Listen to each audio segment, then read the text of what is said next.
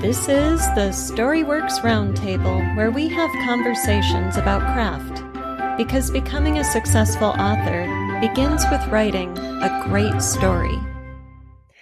Hello and welcome to this week's Storyworks Roundtable. Today, Robert, Kathryn, and I are talking about giving encouragement to the writers in your life, young and old, and also the kind of encouragement we need sometimes. So, I don't know, Kathryn, I think this idea was born from an anecdote you told us about Aria. Do you want to share her? Yeah, her progress as a budding author. I know, right? I'm just growing a little creative storyteller, which I think we kind of naturally start out with as kids. You have a lot of creativity and imagination, but we have recently discovered dialogue tags. So we have he insisted, and Aria said are some of her favorite things right now. So she will say, "I am hungry," he insisted, or "I am running down the hall," Aria said. And it's proper dialogue tag use. I'm so proud. But, it brings up this idea of, how do I support her if that's something that she really wants, and then continuing to support others as well. Speaking of, there she is right there. There she is. So, a question, butter, Aria said. Question for you: How has she discovered that then? Because you don't get that from movies, for example. So, previous episode we were talking about Finding Nemo. Books. From reading. Yeah. From reading, yes. One of her books that we just recently picked up is called Grumpy Monkey. I don't have the author in front of me, sorry, but I will put it in the show notes. Very cute little book. And Jim says, "I am not grumpy," he insisted. So it's something that she picked up from that. But the fact that she picked it up and then carries it, right, and understands that is what that is. He said something and that's how he said it, and she uses it properly. So again, you pick it up from reading and having good books that do it properly, right? Nice. That makes me think of the Storyworks reading series with Christina Naidenova, who is only 13 and already a best-selling author. And in the second half of the interview after her story, we were talking about some of her reading, and she loves Poe and, oh my gosh, I'm blanking out now on the science fiction author she named, but okay, Agatha Christie, Poe.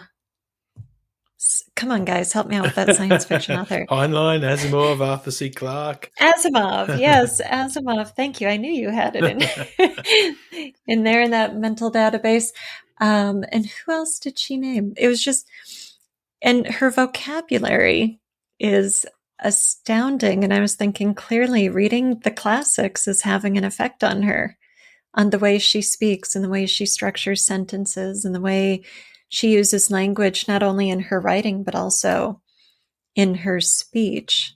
Mm-hmm. And I will admit to being a little bit of a snob sometimes when it comes to like reading stuff aloud to my kiddos. It's like you read something and it's done so poorly that it's hard for me to read it again. I will restructure it so that it is grammatically appropriate or story appropriate.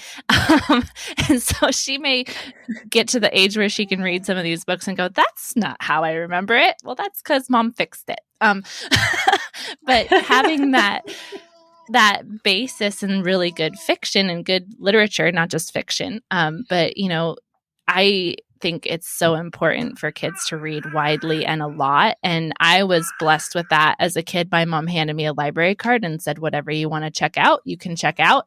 And she very rarely told me I could not read something. And if so, it was for a good reason.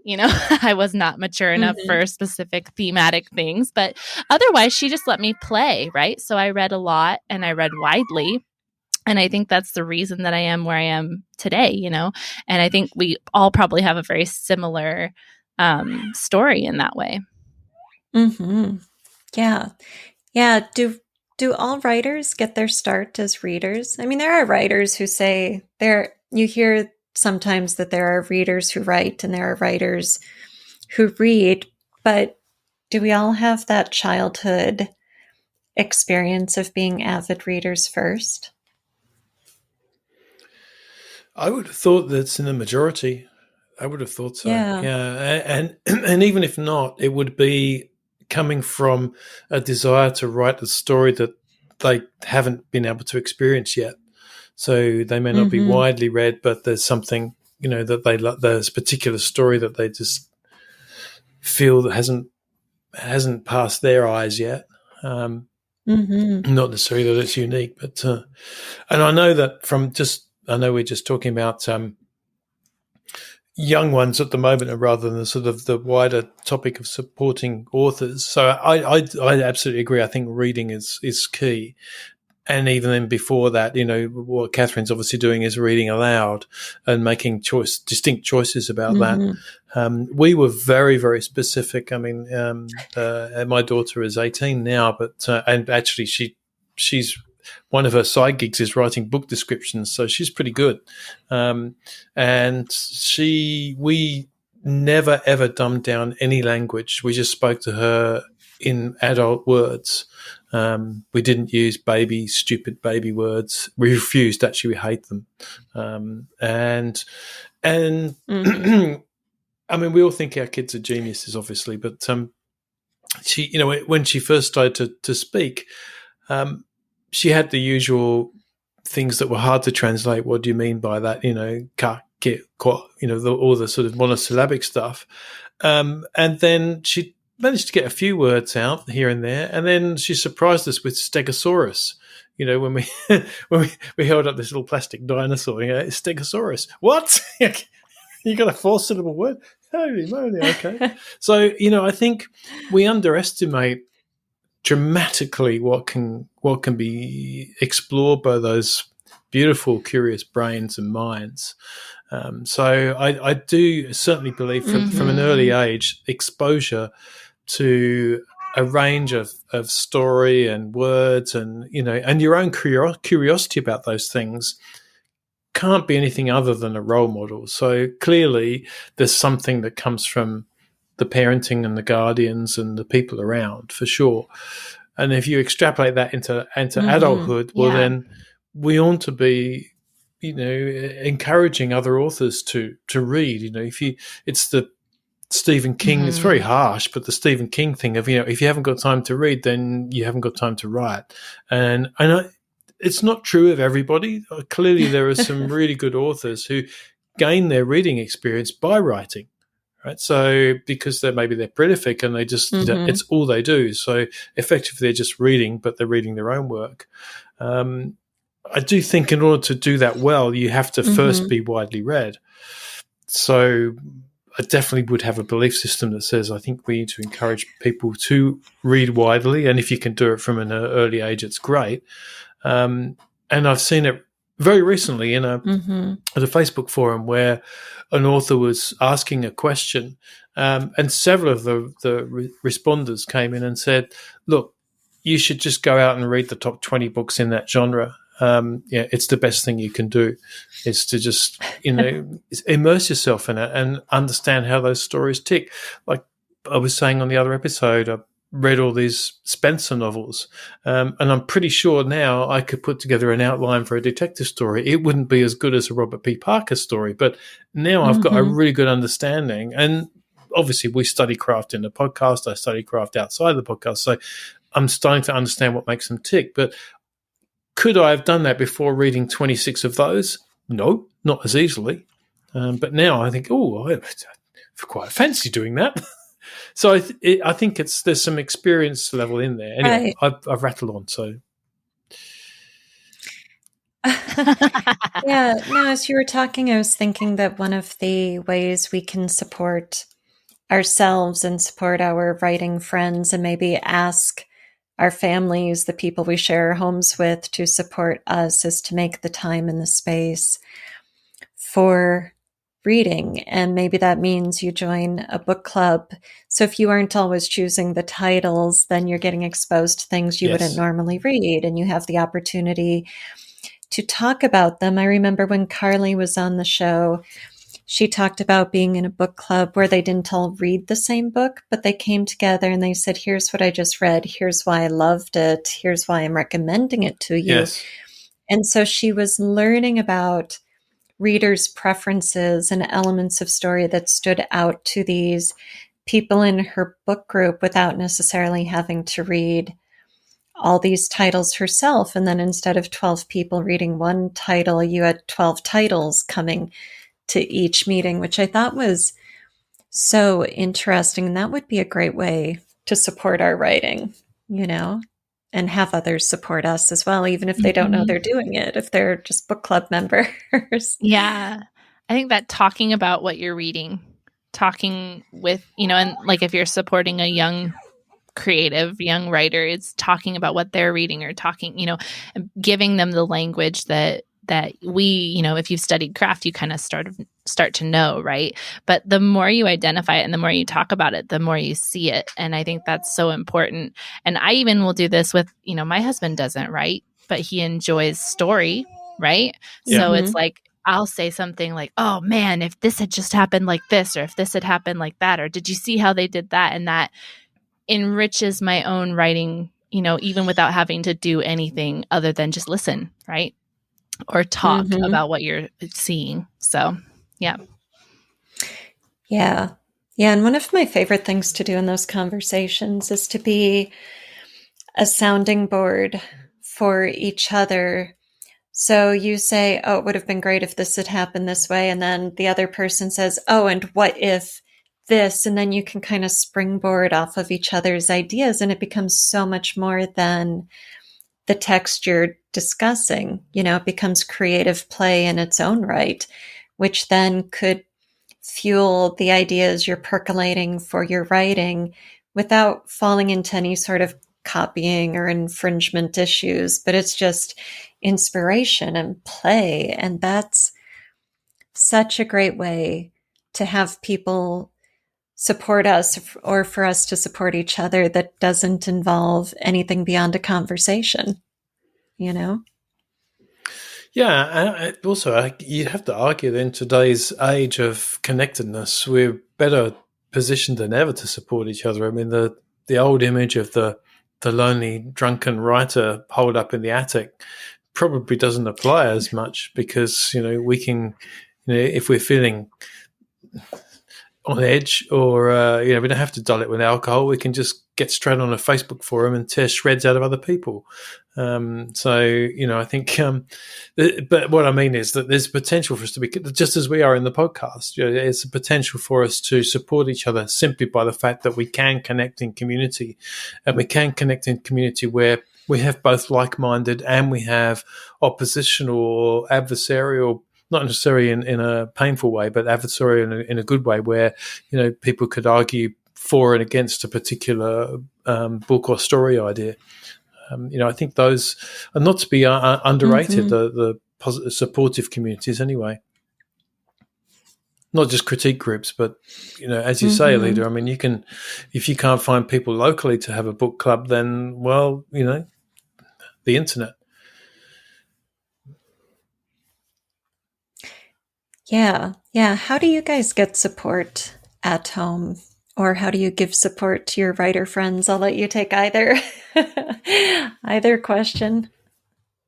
I've had both writing groups locally, and right now it's just myself and one other. We've resumed to meet weekly to try and keep momentum, because I think in a very adult life where you're juggling lots of other things, keeping a writing momentum, if it's not your main job anyway, it's challenging. And you know, I have other things as well that require daily practice. You know, I'm still learning piano, so you know, there's sort of like, I didn't do that, and I didn't do my writing, and I didn't go to the gym, and you know, all these things I didn't do, and it's you need, I think, other people around you that encourage you to do that, and so I've got the external. I've also got my wife is very supportive if she wants me to write. So I know that's not the case for every family. So, you know, I think that's important, that that you're given the space for that as well, because even just, I mean, we both work from home, so even strolling out to the kitchen, if you've got a scene playing through in your head and you're trying to get some traction with it, and so you think, oh, I'm sitting here, he's not doing me any good, I'll go walk into the kitchen. And you walk into the kitchen and your other half starts asking you questions about what do you think you should be buying for dinner. It totally ruins the moment. It's really hard. So she knows if I've got my headphones on, then generally speaking, I'm not to be interrupted. So having wireless headphones then means I can walk into the kitchen and I'm not to be interrupted.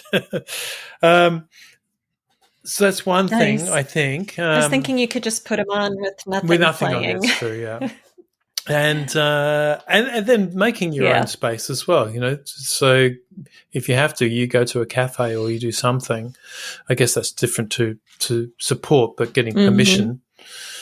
Anyway, that's about probably I lost the thread from there, but yeah, back to you. If you're listening to this podcast, you are probably a writer, and you've maybe heard me talk about the StoryWorks reading series. It is the new branch in the StoryWorks family tree. It is a literary journal podcast. That's right, a hybrid, a literary journal for your ears, with a print anthology at the end of the year of the best of the podcast.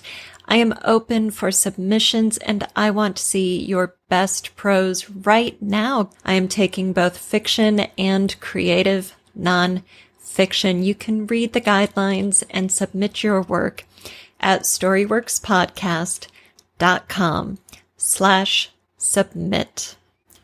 What are you waiting for? It's time to see your stories published and sit on the other side of this microphone from me. Have a conversation about your storycraft.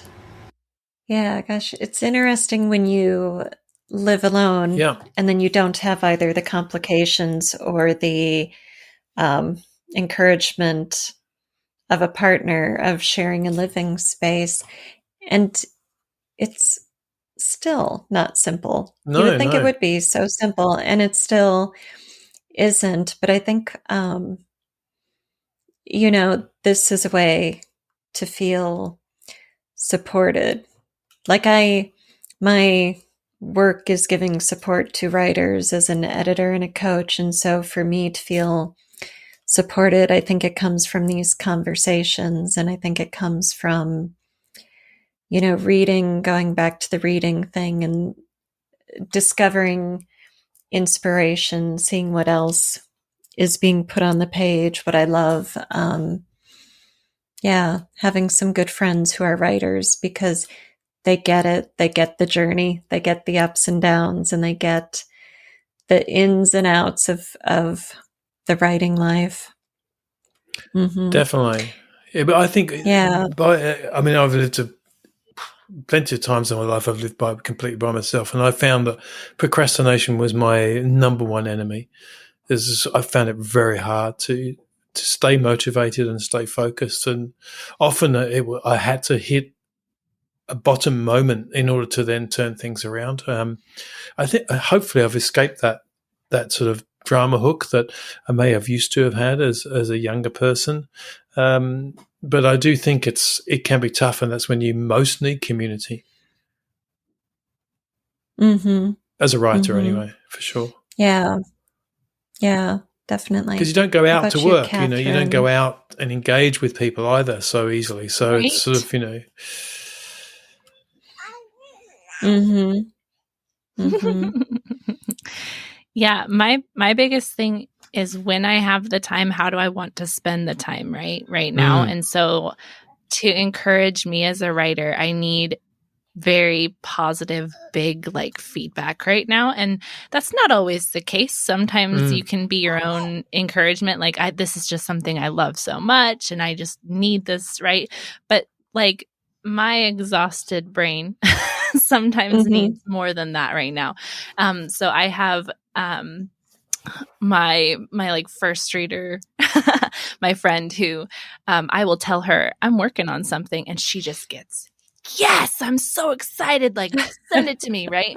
And I don't care. Like with her, especially, it's like, I will send her anything. It doesn't matter how rough it is. And she gets so excited. And I need that. Right. So beyond even just conversations with writers, and let me tell you guys, like these conversations, they feed that. But like beyond that, I also need that just excitement piece. Like, I want to read what you are going to write, no matter how good it is, no matter how long it's been since you wrote, no matter what it's about. And so having that is so encouraging. And I really try, like, I've had friends who have, especially, you know, like teenage kids who, oh, they're writing and look at this story that they wrote, and they'll like send it to me. Right. And I try so hard to be that for those kids, that, oh my gosh, that was so fun, right? It doesn't matter. It doesn't matter how good or how bad it was. The fact that they want to do it, and at that kind of like delicate, they need the exuberance, right? It's because it's kind of that make or break for them. Like, do I want to spend the time doing this? And having that high level energy encouragement sometimes can make the difference in whether or not they can continue. And for me right now, that's where I'm at. So I feel that. I need you to feed me the energy because I don't have it myself. Yes. Oh, I'm really glad you said that, Kathryn, because I think that's true for so many of us. And we can kind of forget about just good old fashioned praise and excitement and enthusiasm and giving that energy to somebody. It's like when you share good news with somebody or a piece of your writing or whatever it is, you're being vulnerable, right? And you're saying, okay, here's this thing, please, right? Look at it. Is it good? Do you like it? Do you approve? Whatever it is. And if you get back like, oh yeah, that's nice. I mean, that can be as deadening. That can be worse than criticism. Like criticism, you might be able to do something with, you might be able to make it constructive and work with it. But that, oh, it's nice. It's like, well, but so, and then the ones that like get happy, like you were describing with your friend Kathryn, that's the stuff that pumps you up and makes you want to just go run laps, right? You're like, yeah, okay, here's my keyboard. It's like the writing version of running laps, right? All right, yay, 3,000 to 5,000 more words. I can do it. Yes, fuel is in the tank. This is true. I mean, I've heard more than on one occasion successful authors now who said that their high school teachers told them that they were useless at writing and that they would never succeed. And it wasn't necessarily that it made them determined. Some of them just gave up and then only came back to it later. And I mean, I didn't have that, particularly because I didn't like English. I wasn't inspired by any of the humanities at school. So it just didn't occur to me to do it. But I do think that encouragement is really, really important, particularly when an identity is just forming, you know, in those teenage years when they're starting to try and understand who they are. And, you know, to go back to Kathryn's point of view, for example, you've got very little time that's available. What do you choose to spend that on? And I think then it comes down to an identity question. Well, who would I be if I didn't spend that on writing? You know, would I be less of a person because of that? And I think that's the kind of thing, those are the questions that we can pose to not just, you know, teenagers or young people, but to any writer. You know, so well, if you stop right now, if they're struggling to carry on, if you stop right now, what would happen for the rest of your life? Would that be painful? And they said, you know, well, yes, it would be. Well, then you've got to keep doing it because it's part of your identity. And for as long as you consider it part of your identity, then you should make 5 minutes for it, even, you know, whatever. So I think encouragement and then some way of helping people identify. So I think when we praise teenagers, oh, that's so cool, I love reading that, keep it up, you know, that's awesome. You're essentially saying to them covertly that this is part of your identity, you can write.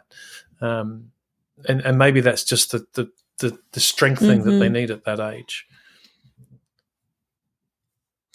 Yeah, I like what you're saying about identity, Robert, because it makes me think about how somebody, whether it's an adult or a child, might not know that it's a part of their identity because maybe they've never reinforced it or it's never been validated, or they've always just been kind of stuck in the box of I'm the breadwinner, or I'm the caretaker, Exactly. or I'm the student, or I'm the whatever. And so somebody might not even know that that's what's happening, but when you give that encouragement, then it says, I'm supporting you in this choice. And maybe it becomes your thing, maybe it doesn't, but I'm just happy for you because you're doing it. And that's so valuable, that's huge. Especially if it's to not make it outcome dependent, exactly. or quality especially dependent. if you're stepping away from something that isn't culturally the norm in your family or extended family. I mean, none of my family were writers. My dad was an avid reader, so I definitely caught that bug from him. And mum was a reader as well. She gave me books to read, but not as voraciously as dad. But there's no writers anywhere. I don't even know how writers came about. I don't even know how stories came about. How did these books? They're just things. It's like chocolate on the shelves. They appear.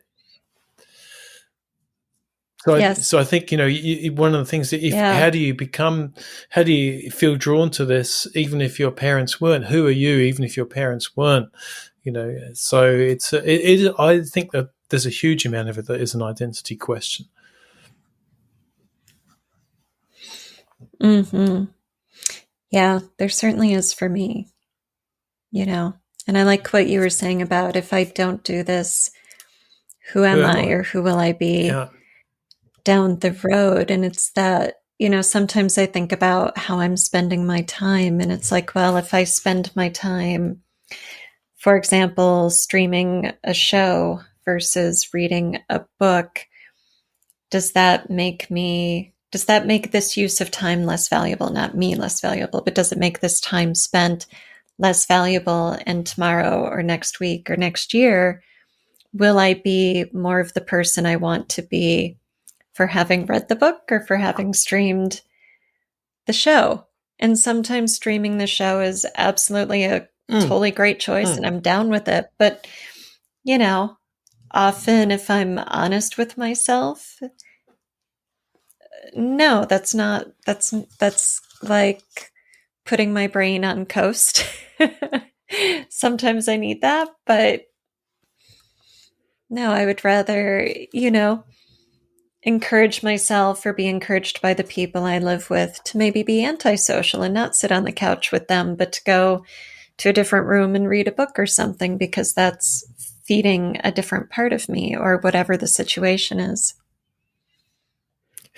If I'd been naughty, often the punishment for me was that they sent me to my room. I loved that. So I just go and read. It was great. Yes. But also, I think there's that horrible phrase that how you live your day is how you live your life, and it's a good jolt if you want to think about, okay, is this how I want things to be? If I'm still doing my day like this in 10 years' time, well, obviously, Kathryn, a bit different because you've got children growing up, so clearly things change because of external circumstance. If I'm still like this 10 years from now. Yes. They will go to school. What's Kathryn doing? Well, she's had another 30 kids. Oh, dear Lord, no. Are you ready to take your storycraft to the next level? StoryWorks Fiction Online School has courses available right now, from micro courses on character traits to master level workshops on plot and building characters. There are also live workshops with your instructor in the classroom with you every week, guiding your progress and workshopping your manuscripts along the way. All students enrolled in StoryWorks Fiction, whether active in a class or not, can take advantage of the monthly free live Q&A calls with Alida. Check out StoryWorksFiction.com today and take your storycraft to the next level. Thank you for listening to the StoryWorks Roundtable. Find all our shows, show notes, and videos at StoryWorksPodcast.com.